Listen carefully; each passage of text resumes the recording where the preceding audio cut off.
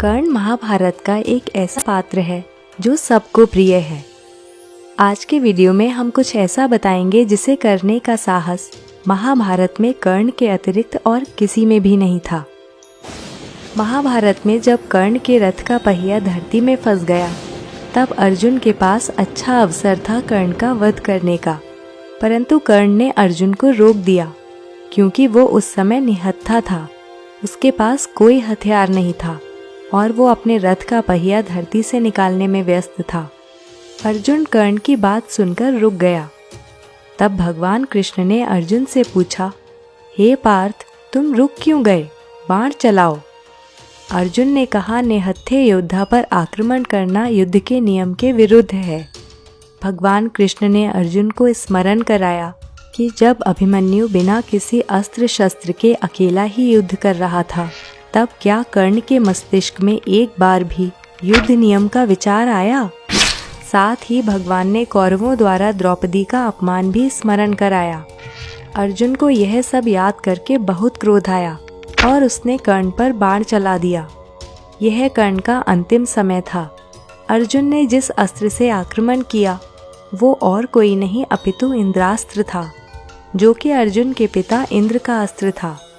जब कर्ण अंतिम सांसें गिन रहा था, तब भगवान कृष्ण एक ब्राह्मण का रूप धारण कर उसके पास गए और कहा, हे कर्ण, मैंने सुना है कि आप महादानी हैं और दान देने से कभी पीछे नहीं हटते।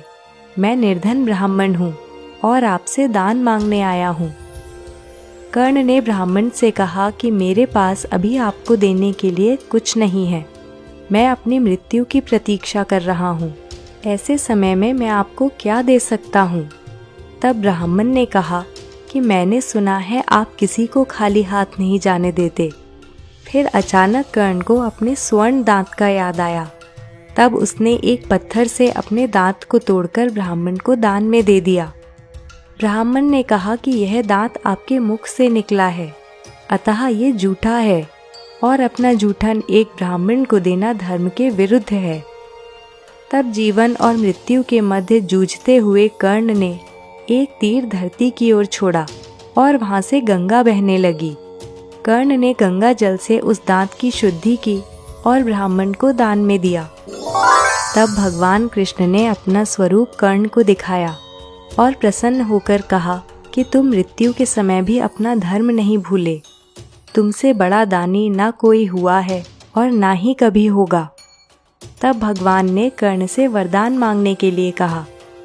ब्राह्मण रूप में स्वयं परमात्मा थे और मृत्यु के समय उसकी परीक्षा ले रहे थे। यह देख कर्ण दंग रह गया। तब कर्ण ने भगवान कृष्ण से अपनी मृत्यु के समय 3 वरदान मांगे।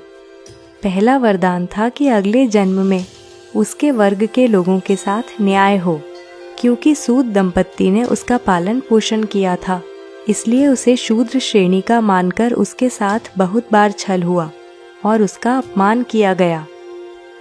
दूसरा वरदान था कि भगवान अपने अगले जन्म में कर्ण के राज्य में जन्म लें। और तीसरा वरदान था कि उसका अंतिम संस्कार किसी पाप मुक्त स्थान पर हो। यह सुनकर भगवान दुविधा में थे कि धरती पर ऐसा कोई स्थान नहीं है जहाँ पाप न हुआ हो। इसलिए भगवान ने कर्ण का अंतिम संस्कार अपने हाथों पर किया और इस कारण मृत्यु के पश्चात कर्ण को वैकुंठ धाम प्राप्त हुआ।